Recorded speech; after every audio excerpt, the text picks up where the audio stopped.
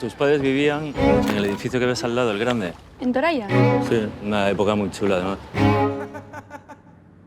Estuvieron 2 o 3 años hasta que tu madre se quedó embarazada. Que tu madre quiso volverse sí o sí a Barcelona y ahí fue cuando se separaron.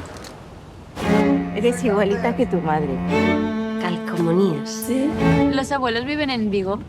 En las afueras. Los visitaremos en un par de días. No lo sabemos como tal, pero yo siempre me imaginé que aquí es donde escondían a tu padre. ¿Qué? No lo sabías. ¿Cómo que escondieron? ¿Murió tu padre en el 92? Mi padre murió en el 87, no en el 92, cuando yo era bebé. No, Marina. Tu padre no murió en el 87. ¿Quién te ha dicho eso? Los abuelos se piensan que nos enganchamos porque quisimos.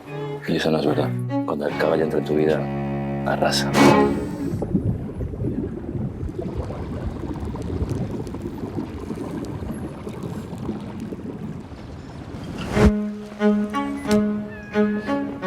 Y que pone que no tenía hijos. Ya.